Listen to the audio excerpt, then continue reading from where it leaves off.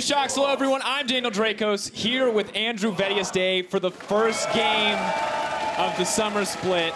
I'm excited already because it's the first game, but it's also that insane meta you've heard about. We're moments away from Champ Select. You literally do not know where any champion is going until 20 seconds is left in the draft, and that's my kind of meta. I am ready. You've just loaded into your League of Legends experience for the first time ever. You just pick what champion looks cool. You pick what champion feels good to you, and you put it anywhere. We're going to have exciting bot lanes. We're going to have crazy jungle strategies, and it's Vitality, Drakos. This is the team that gave us Ziggs in the bottom lane. This is the team that ran Teleport Virus before it was cool. These are the guys that are the innovators, and they're going to be going up against Splyce, who took them down in that third place match the last time they went up against each other. Budging grudge match, ready to get started. Here we are for the first pick ban, 8-11 in Europe. What's it going to look like? Ryze and Attila taking off the board. Attila, the new jungle hotness.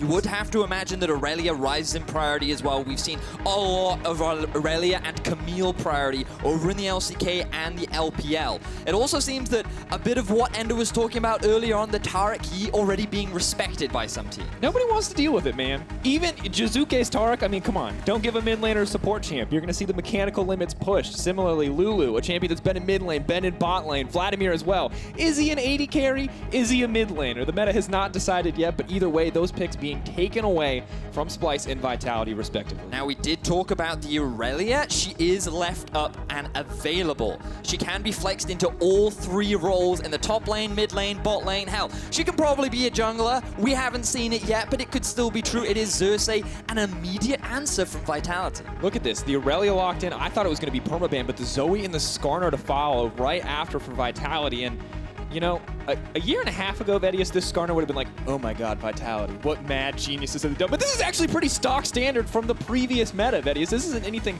too crazy yet. Nothing too crazy yet. Now, the thing about Zoe is she has a lot of wave control right now in the current meta. Her wave clear is pretty good, but also her range is something that gives her a lot of value in the current meta. We've seen a drop off in some AD carry focus, and having that extra siege power has shown to be rather valuable.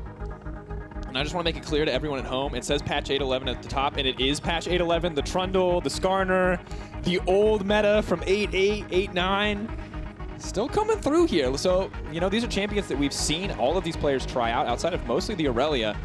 So we can expect some solid comfort coming in. Haven't seen anything too crazy yet, but Kai'Sa going to get picked up. Has seen a lot of nerfs since we saw her in MSI, but still a very powerful champion. Now, this is quite unconventional. A standard AD carry in the bottom lane, Drakos. I feel like we haven't seen this for a while. Bit of a new development here from Splyce. It's been a whole 2 weeks since AD carries had a spot in the bot lane. This is outdated picks. But this is pretty new. This is pretty good. Right, so we have seen this pop up. One of the cool things about Fiddle is his immediate CC. The fact that someone tries to set up an engage, the fear comes out, turns around, good poke in lane as well, and it's nice to see a bit of variation down in the bottom lane. The Fiddlesticks likely going to be in that support position, and we'll see how Jactroll can make him work as we move on to the second phase of bans. And one pick that I'm interested to see would have been Pyke. However, it has now been banned out. But Darius, one of these champions that tore up solo queue since forever, but has never been a good competitive pick since 2015 Worlds, and now is coming back, especially as an answer to Irelia. I want to see if we're going to see it here. There's still a lot of time to find out. Still a lot of flex picks, as you mentioned. Kog'Maw actually taken away from Attila. Interesting choice here from the side of Splyce. I think that they're a little worried because Rageblade AD carries are still considered good in the current meta. And what we saw a lot from MSI was, oh, it turns out Kog'Maw's actually pretty good into Kai'Sa. So let's not try and run that anymore. Let's take it off the board. Camille's still banned away, even though junglers have been locked in. There's always the rest of that Trundle is still a flex support. The Irelia isn't actually in the top lane. So Team Vitality just saying, listen, we have an idea of what we want locked in, and whatever it is, we do not want to go up against a Camille. And as we enter the second pick phase, champions to be aware of the Karthus Nunu combo, still up and available if someone wants to go for it. Pieces can be picked away, but a lot of the more unique, more, creative strats on 8.11 are not coming through, but that... Heimerdinger for Attila. This is why he was on my players to watch. The man of creativity. We're going to have some dongers on the rift. Look, Vedius. What's crazy is this isn't even like the first Heimerdinger pick in forever. The last time we saw Heimerdinger was one of the troll games at the end of the split where the results meant nothing. So I can't even say this is a new pick for LCS, but 8-11 Heimerdinger coming through. we're going to have to see how they use it, what they do It's with this perfect. champion. I played with this in solo queue the other day. I am perfectly prepared, Drakos. We can talk about it when we get into game. Splyce continuing to stick with standard. Cho'Gath likely going to be into the top lane based on the draft. Irelia I expect to be in the mid. You have Kai'Sa and AD carry. Trundle in the jungle. And now we're just looking for some kind of support. Morgana could be a big option here. Deals relatively well with the Zoe bubble. Reduces the amount of pick potential. But another... Interesting. We have seen a lot of Soraka pop up around the world. Champion that's just so obnoxious to deal with. Everyone at home can testify to this experience. The healing, the silence, The so silence frustrating. is so obnoxious. Especially if you're a Fiddlesticks, if you're so spell reliant. But we want to see how Splyce is going to use this. Luckily for us, at least on the Splyce side, pretty clear where we expect everything to go in the pick ban phase. You said it yourself. But on the opposite side for Vitality, still some questions remain to be answered. Skarner in the jungle. Feels like the only 100% confirmation. Vedius. No, that... I'm dancing right now. I know you're I'm dancing. We got an Irelia mid, Aatrox. we've seen this. Yeah. Okay, great. You got a pick to watch. But sure, you did it. Buddy, that's a Heimerdinger fiddle, Dude, I love the Vitality draft. I was asking Yamato earlier on in the day, like, okay, can you, I'm really excited to see your draft. And he's like, so am I. I have no idea what's going to happen, but it'll be great. And I'm like, oh, can't wait. And they have delivered. This is the Vitality we expected. So, one of the big things the analyst talked about at the start of the day was their early game. Vitality last split dominated the first half of the regular season because of how strong their early game performances were. And Splyce, while during the beginning of the split they were a little bit more geared towards scaling to late game, they were able to transition out of that as Xerxe developed more as a jungler, and they were able to have their own early game impact. Now when you look at these compositions, Vitality haven't necessarily drafted towards early game strengths, but they do have a good mid-game spike. 2 items is what we're looking at for these guys. The Zoe, once she completes the Ludens and maybe even the Morello, that's when she's really going to start hitting hard. The Aatrox, things like the Rage Blade and picking up the Ravenous Hydra will be 2 big items that will really facilitate his split pushing and dueling prowess. So we're looking at this mid game for them to really shine. And Splyce, you can say very similar things. Trinity Force for the Irelia, Rage Blade for Kai'Sa, maybe the 1 item spikes. Maybe this is the opportunity for Splyce to show that they can get ahead of the curve if they are able to get through an effective laning phase. And Vedius, I'm glad you can cut through some of the chaos here. Set some expectations for these teams. Lay down, set us up, see how exactly they want to play it out. We're getting ready for the first game of the EU LCS Summer Split. 8-11. I was wondering if it delivered in EU like it's delivered in the LCK and the LPL, and it definitely is. Folks, it's time to find out. Vitality versus Splyce. Who's going to come out on top? The rematch of the 3rd place in spring. Drakos, the Summer Split is back, and what a way to kick things off with Splyce versus Vitality. We've got a Heimerdinger, we've got an Aatrox, we've got all sorts of crazy shenanigans, and I cannot wait for the action to start. The return of the EU Aatrox, Vedius. Now there's so much to cover here. Individual champions we haven't seen so long, new meta, new jungle pathing, different jungle. Where do you want to start, Vedius? What's the first thing we need to look at? Well, I feel like that in terms of the junglers, we're actually pretty standard. So let's look at some of the unique champions that we've got, mainly starting with this Heimerdinger, because he is the most unique, I feel, out of the entire draft. We've seen a little bit of Aatrox over in the LPL and the LCK, but with regards to Heimer, one of the great things that he does is push. You put the turrets down, you get an advantage on the wave, and you just constantly push under the enemy tower. And having that priority, having that pressure, means that it's easier for you to be able to contest towards the Scuttle Crab, which we know is high in value in the current meta. And if I'm reading this correctly, that is 4 picks and 4 wins. EU Heimerdingers, undefeated, Vedius. Undefeated. Attila wanted to keep the legacy alive. And I'm going to say mini true packs played a lot of, boring stuff. They played a lot of AD carries. I like this Attila guy coming back, bringing out the Heimerdinger game 1. This is the kind of thing I can get behind. But for now, it looks like Soraka, Kai'Sa doing what they can to catch the farm. But as you predicted, Vedius, it's just going to be a push fest. Double turrets already set up, and Attila happy to just press for that early level 2. And it's paired up with the Fiddlesticks as well, so you're going to have that obnoxious poke constantly coming out from the duo lane. But the thing you have to remember about this duo is it's very squishy. Both Heimer and Fiddle, very, very squishy champions that don't really have a lot of escapes. So if things like a Cho'Gath and Irelia come down to the bot lane, there's risk, but against a Kai'Sa and a Soraka, there's nothing they really have to be worried about, which is why we saw things like the Pike banned away in the draft. Don't want to give him those all-in options. Jactroll, kind of see how he uses those Pro Storms as he get closer to level 6, but now maybe a good time to check in on the junglers. Scuttle Crabs, of course, 8-10, made so much more important. So many of the new creative strategies kind of focus on securing those. But for now, it looks like it might just be the one-for-one trade on those scuttles. Yeah, the thing is about Scuttle Crabs, they give you a lot of gold, good experience, and they also give you some mana back as well, which is really valuable when clearing through the jungle. And Gilius decided to go from red to Raptors down towards the bottom side of the map because they must have had information of where Xerxe was starting. So he wanted to be in a position to be able to contest. They knew they had priority bot, and he was able to secure it. Now we see Nisqy setting up a gank in mid. For the stun, taking his time there, not going to connect. I mean, no reset on the Blade Surge. Drowsy Irelia, pillars there. Xerxe as well, forcing out the flash from Jiizuké, the real one too, not a spell thief either. So already a nice early successful gank coming in from Xerxe. I like this focus here from Splyce. One of the big successes that Vitality had last split was you enable Jiizuké, you can run away with the game. Already Splyce is saying, you know what, nope, we're going to try and put a bit of pressure down into the mid lane. Maybe we can get our Irelia ahead, see what we can set up, and while they don't find any successful ganks, they get both summoner spells out from the Vitality mid lane. And that's exactly what we want. You can see Hex Flash, interesting choice coming in from Jiizuké. Pressure continues, and now I think we have to turn our attention to top lane. EU fans might not be a stranger to the Aatrox. That pick was born and bred here. Of course, Kobbe now trying it out. What do we actually expect from this one? As you can see, some of the information we mentioned about Scuttle Crabs presented on your screen now. So the thing about Aatrox is during the early laning phase, especially against like pushing laners such as Cho'Gath, you're typically pretty weak. You're pretty item reliant. Things like the Rage Blade and the Hydra is what really helps you get through the laning phase and really makes you a strong duelist. Up until then, ideally you just kind of want to play back fairly safe. You can see he's a little bit behind in the farm, but he will get to a point where he can very easily out-duel Odoamne off onto a side lane.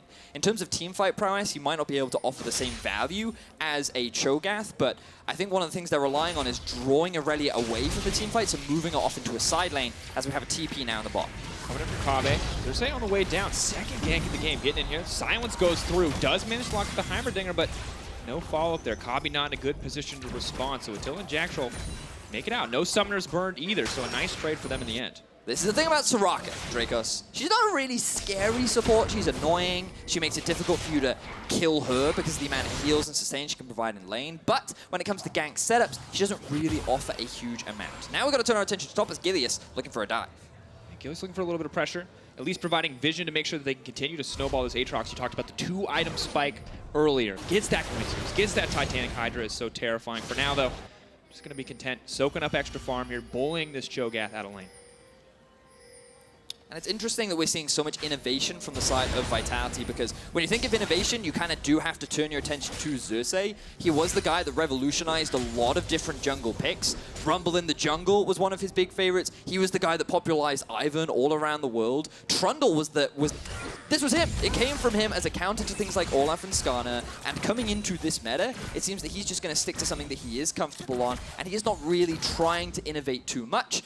Especially when you consider the things that Vitality are bringing And look, out. it's game one. He's already showing a pick that he's comfortable on, and we have to be ready at any moment in games to come exactly what he's going to do, see what he's going to pick, what he's going to bring out, what the next big pick from him is going to be, because Ivern, Trundle, very spot on in what turned out to be meta. And Rumble didn't work out so well, but we'll give him 2 out of 3 for picks that actually defined the metas where they were powerful. Yeah, very, very true. Now, keeping our eyes on Attila, he has found Kobbe. Dinger, Jactroll. Oh, the fear! Oh, the fear! Oh, first blood! Kobbe's getting thirsty. Jactroll's not going to give him a drink. That was amazing from Jactroll. The instant reaction from the fear. There is no heal on Kobbe because he is running the teleport. The burst was not enough. And Vitality, they secure first blood of the Summer Split. And the point-and-click CC, man, the most frustrating thing in the world to play against for anybody. Just, oh, click, sorry, you don't get to play the game for a couple seconds there. But this is why he's so popular right now in the current meta. Fiddlesticks, because he has such quick CC that is so effective against so many bruisers that you see in the bottom lane, it's very easy to just suddenly dissuade any hard engages in the bot. And Kobbe, he got a little too close, he tried a little too hard to find that kill, and unfortunately for him, it ended up costing him his life. All right, the thing is, I think we look back at these teams, we see a bit of a slowdown here in the game, and Vitality already off to a strong start. Kind of the expectation that they set in spring, right? They were a team that started so well, and it went downhill after there. And the question we had to ask was, does this downhill trend continue? as we enter this split. Yeah, you would like to think that it doesn't for Vitality, and it was quite interesting when you compare that for Splyce as well, considering they kind of had the exact opposite effect, where they started off kind of rough, going 1-1 very often, and then around week 6, they seemed to just find their groove. Xerxe had much more of an early game impact, the Roaring Romanian duo actually became a thing, and Splyce were finding a lot of success towards the top side of the map, and this allowed them to secure 3rd place during the regular season. So it's quite interesting how both these teams have developed. Vitality did kind of fall off. I felt like their strategy was figured out. But so far in this game, they found a bit of an early lead. Jiizuké is now the one looking for a roam. No summoner spells on Kobbe. Eyes on the Sleepy Trouble Bubble on the Paddle Star. Is going to go in. Not going to connect, though. That's a big deal. May just have to back off there and accept that he's not going to get anything. Irelia and Trundle starting to make their way down to the bottom lane. Ready for a fight, but God, you got to be careful. The Heimerdinger upgrade on that tower, the Fiddlesticks potential CC, the Sleepy Trouble Bubble. It's all magic damage, but it's a lot of magic damage if you get caught out. It certainly is. The problem with that roam from Jiizuké, though, is he did lose quite a lot of farm in the middle lane. You can see that after the early gank, and the fact that he lost his flash, he's been playing a little bit more on the back end during the laning phase, and as a result, he has fallen pretty far behind Nisqy. And we talked a lot about those one-item spikes from Splyce, where they have things like the Trinity Force, and you also have the Rage Blade on top of Kai'Sa. Those will be big opportunities for Splyce to try and force things, especially around this middle lane, to try and shut Jiizuké down and find Splyce those early advantages. Yeah, and I want to see exactly where Splyce decide to put their focus once they get a little bit more control over this game, because you talked about the advantage steadily growing for Nisqy in the mid lane, looking good with that early sheen. And how Vitality counter this? You check in on the gold, though. Vitality is still 1,000 gold up. That bottom lane definitely a big boon for them, as well as on the top side of the map. Aatrox just continues to push in over and over again. Gilius. Gilius. Pressuring up. The Rupture. Silence is going to come out. He's going to try to stop this one. Gilius just going to ulti pull him right back. All too easy. No chance for Odoamne to respond. A little bit of a walk down there, and a kill drops for Cabo. You just talked about the item that was being picked up for Cabo. He had wave clear now. Thanks to the Tiamat that was finished, he could start pushing Odoamne underneath his turret. Gilius then shows up with the Predator. Jiizuké sacrifices farm in the middle lane to just help set up that play towards the top side of the map. And now they're starting to enable Cabo to be this split pusher. We talked a little bit about if you have the Aatrox, you want to try and set him up for success, get him to those 2 items where he really becomes unstoppable. And right now it does feel like they're playing more towards Cabo. And Jiizuké, once again, kind of being the catalyst, roaming, sacrificing himself so much to get the team ahead. And we have big expectations for this guy. Rookie of the split, generates leads for the team all around Wait, start. wait. Oh, stun in the mid. Going through. Oh, gonna flash over the disarm, though. Still the chase from Nisqy, and he takes him down. Just as we were trying to praise the Italian stallion in the middle lane. And look, we said he's the player to watch.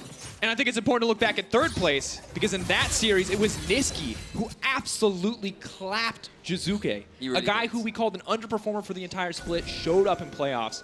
And clearly, that has not changed now coming into the regular season in summer. Finding a solo kill in the middle lane is exactly the kind of advantage Splyce want to gain a little bit more control back in the game.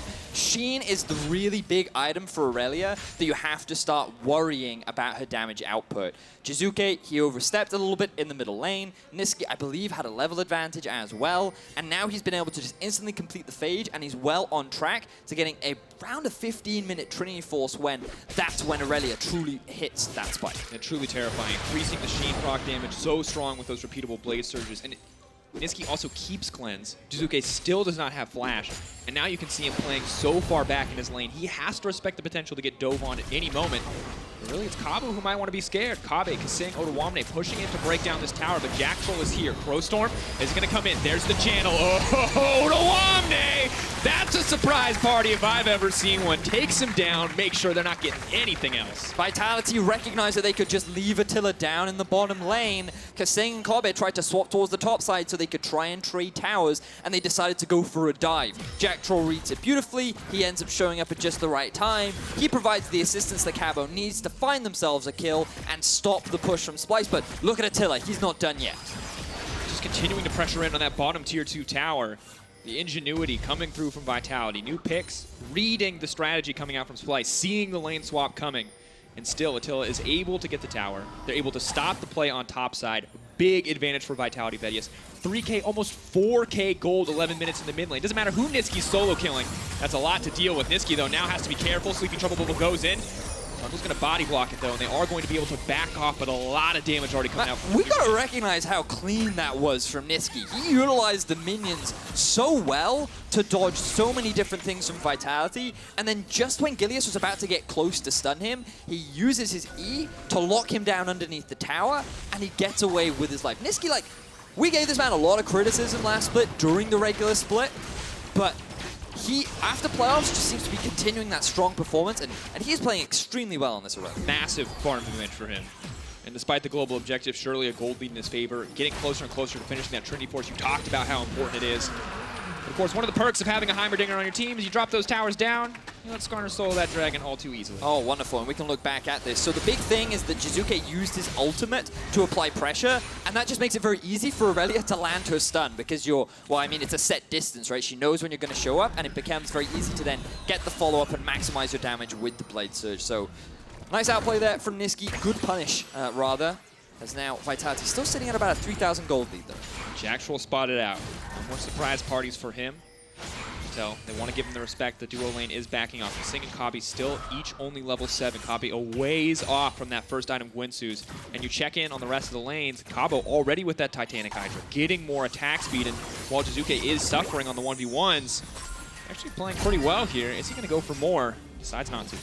Decides not to take the risk. And I just want to use this opportunity, Drake, because you already talked about the Hydra up towards the top side of the map, but also Luden's Echo for any aspiring bot lane players that want to be picking up the Heimerdinger. You can see Attila is running the Aerie. He's decided to rush the Ludens. And he's right now setting up in the middle lane to continue the siege with Jactroll off on the side, looking for a potential flank. This is the threat. Gilius is taking every global objective. Vedius, this is an incredibly clean snowball coming in.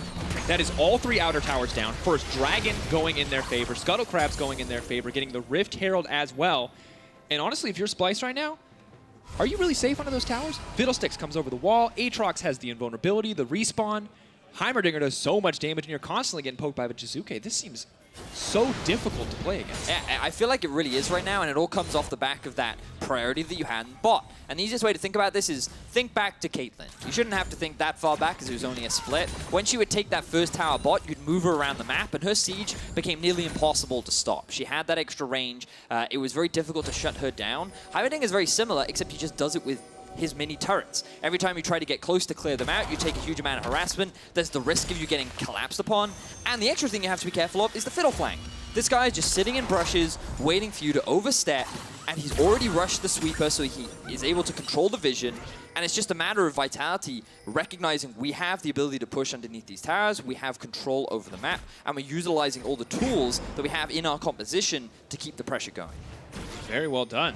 Individual lanes really winning out too. You saw Kobbe winning the top side, Vitality winning bottom. Yes, Jiizuké was struggling in the mid, but 2 winning lanes is so good for Vitality to have. And despite what we saw from Xerxe early game, coming up mid lane, burning some summoners, going bot lane, trying to force these plays, it didn't really amount to anything for Splyce. And unfortunately now, this game just gets so difficult to play out. And you can tell, they'll let Odoamne pass, but if a juicier target shows its face, they're ready to go in. The thing is, I will say that I feel Splyce do have a very strong teamfight composition, and the full 5-man with a couple of items under the belt, like you're looking at Kai'Sa, you're looking at Irelia, Cho'Gath, all really good setup and good damage in these 5v5 scenarios. And Vitality, they're quite content playing the 1-3-1 with the double TP that they have, the amount of poke that they have from the Zoe as well. But they know they're stronger right now, so they're just grouping, they're just forcing. They recognize Aurelia's on the top side, she doesn't have teleport, they have Rift Herald, so they're just playing the pressure map very cleanly right now. There goes Shelly, and of course the changes to Rift Herald as well, making it a little bit more effective at taking down consecutive objectives. They can keep pushing this. They might go to the bottom lane instead, now threatening. They're looking to double down on towers. Aurelia's pushing in top in the meantime, but it could just be the 2-for-1 trade in favor of Vitality. No hesitation to use the Heimerdinger ultimate, the upgraded tower. Now push through a tower of Splyce's. Gold lead just continues to grow. 6K, just about Vedius. And they're going to TP top to stop Irelia from getting anything in return. Vitality were praised as being one of the best early game teams in Europe during the first half of the regular season in spring.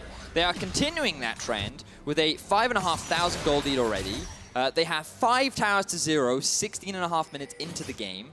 And they're already setting records. First game of the split. Really admirable achievement. Anything they do is a record, though. I know. That was the joke, Drakos. That was the joke. I was like, I don't know if you know this, but like, let's clarify here. And I think the thing is we know how strong Kai'Sa is. We saw what she can do at MSI when she has a few items under her belt. Despite the nerfs, she still is incredibly strong. The same is true from Irelia. There's a reason we banned this champion in every solo queue game ever. But I don't think it's going to get the chance to get to that point. Well, that's the question, right? How well can Splyce force a full-on 5v5?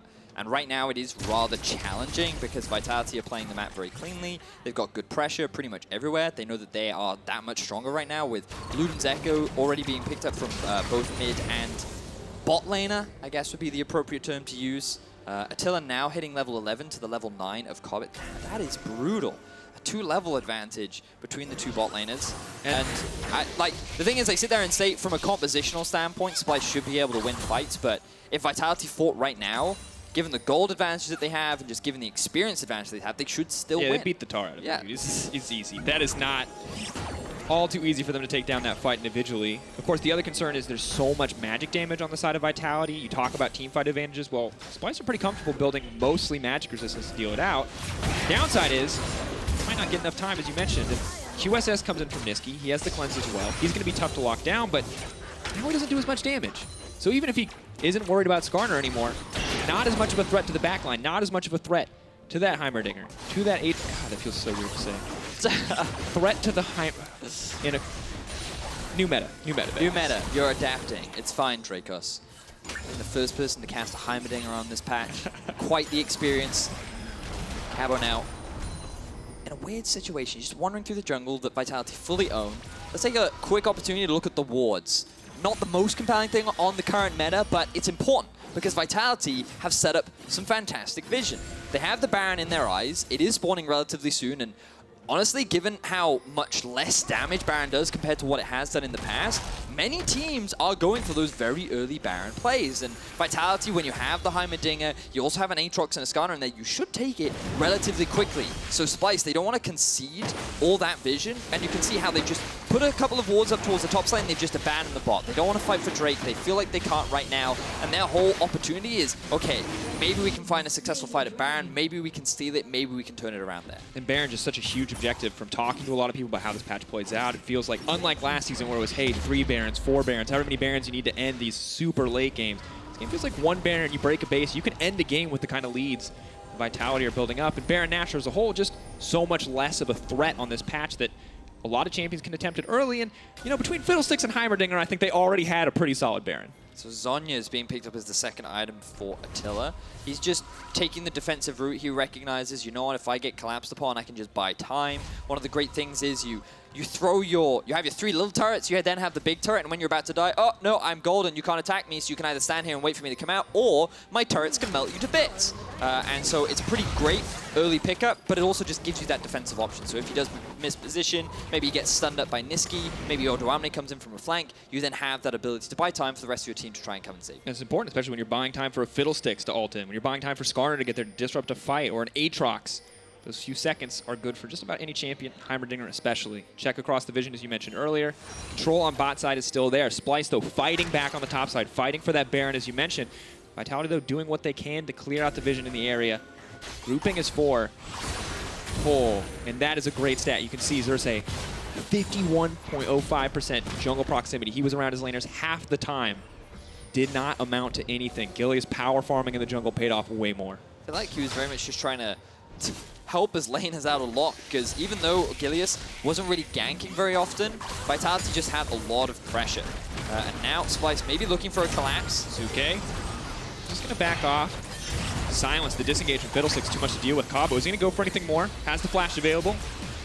Good silence comes in from kaSing, though, to stop any aggressive engages, stop any more spells coming out. Vitality, though, complete control of the middle lane, can turn to look back at Baron, get the vision down, set themselves up to take that objective. More vision being played out. Vitality have priority in the middle lane. You can see that their eyes are set on the Baron. They don't want to commit to it just yet. That sneaky ward just outside the pit will not be spotted. They do want to commit. Oh, but Aatrox not going to be spotted.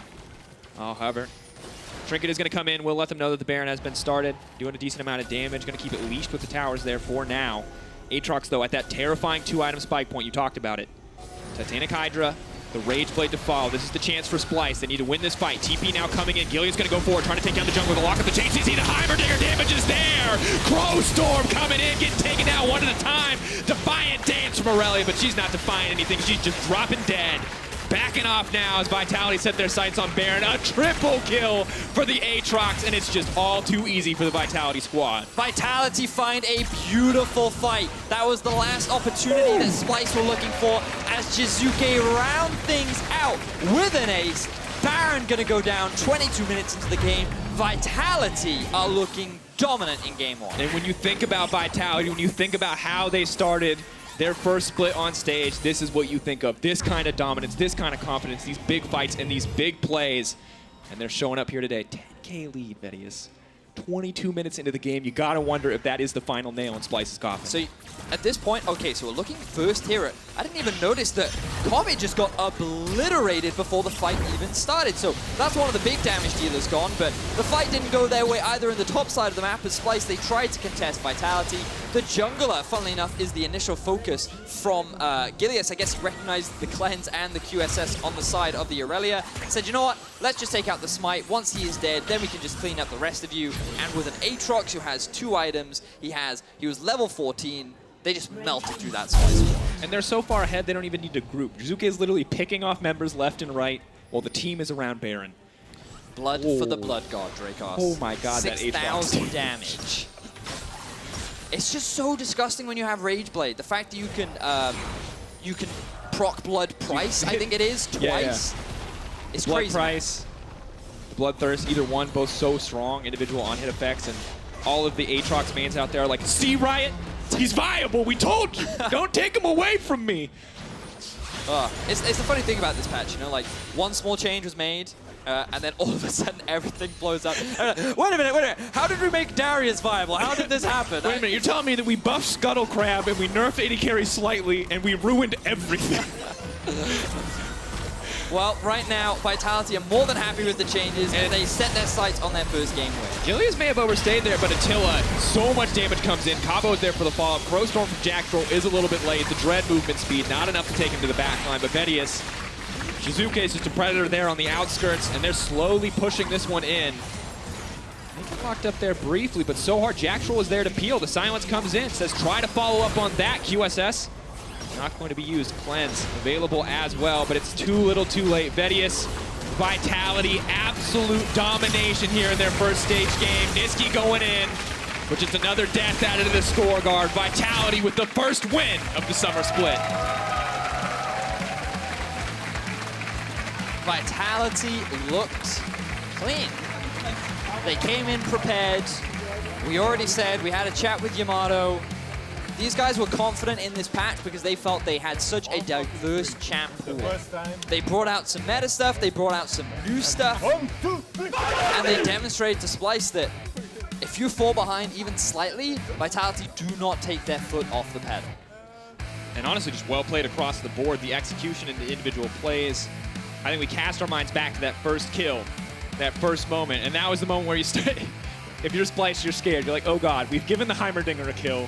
What happens now? And what happened was beautiful responses across the map. Vitality not giving up anything as they snowballed the game. And your first game on stage, that's the kind of confident finish that you want to start you into the season. Oh yeah, that is definitely for sure. Vitality, they want to aim for bigger and better things. They finished 4th last split in their debut split. And now they want to make it to finals, they want to make it to Worlds. I remember hearing that they were frustrated that they won't have that opportunity to play at Rift Rivals. You know, but we've talked a lot about Vitality. I feel like we just didn't see a lot from Splyce. I feel like that given the draft, they were put on the back foot very early on. They tried to make a play around Baron that ended up collapsing underneath them. And hopefully we get to see a little bit more from Splyce. It's still only the first game. You go up against Vitality with this very crazy draft.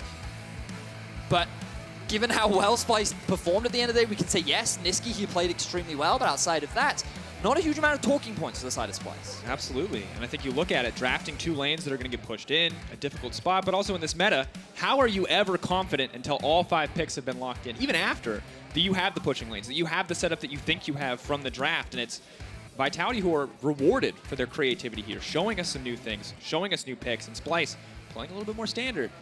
trying some more conventional strategies, more conventional lanes, and really not paying off for them. But you know, in honor of Attila and the fact that he brought out the Heimerdinger, we have to think back to a famous quote from Heimerdinger himself. And he says, if you cannot heal him or cure him, then you simply bury him. And that is exactly what they did to Splyce. Oh, God. Well, throughout the split, you guys are deciding your player of the game. At LO Esports on Twitter is the plays. For this game, it stands between Cabochard, Attila, and Jactroll. So head over there, vote. What are you thinking, Betty? I think I would have to give it to Attila. I think he was the whole reason why they were able to find these early advantages, where they got all that pressure from. And he played Heimerdinger, man. How can you not vote for that? How can you not vote for the Heimerdinger, man? He's ruining solo queue. He's winning on stage. Everything you want from that experience. I mean, it's a good look overall. Yeah, I cannot wait to see what Vitality bring out tomorrow. Will it be new? Will it be more of the same? Who knows? We still have 4 more games left to go for the day, and we've already started off with a banger. Absolutely do. Well, for now, let's send it over to Laure, who's standing by with Vitality's AD carry. Thank you very much, Drakos. Indeed, I'm here with Attila after the first win of the split. New name, new split, new meta. How does it feel to be back on stage after this long break? And it feels pretty natural. We just blink and, you know, it feels like it was yesterday that we were here against Fnatic in the semifinals of the playoffs, and just another day in the job, and it feels good to start it with a win. Awesome. I gotta ask, because obviously everybody is wondering what is going on with the game right now. I mean, there's nothing going on the game right now. It's just, you just don't pick AD carry. Whoever refuses to it, well, you know, you can be good at it, or you can just get cheesed. I prepared Heimerdinger only for Splyce. I wanted them to have a mental break. I played Xerxe before, I played Heimer now. Let's see what I play against them in the next round. Mental break to start the split, that's a good thing. Heimerdinger, you were playing it before. Apparently it's a pocket pick from yours, but why did it fit it here? It just fits because I play it. It doesn't matter what I play, it just fits. You know, like last split, nobody was playing these random picks. I was playing Xerxe and it worked pretty well. They said it was cheese when we won. Well, now I guess it's another cheese, but we still won, right? So what matters is the win. Do you feel like this patch is really good with you and Vitality at the moment? Yeah, because we actually can play a lot of champions, so it's pretty good for us. I think it's a meta that actually benefits the guys with a big champion pool, so that's what we are. And you prepared some other pocket picks for the rest, obviously? Anything you could? I mean, I had Heimerdinger already in the last split already, so they can just embrace themselves. I'm gonna cheese them. Awesome. And we may expect from pocket picks from you, but that's all for us on this side of the stage. We're gonna take a short break, and right after, it's gonna be H2K versus Giants. Don't go anywhere.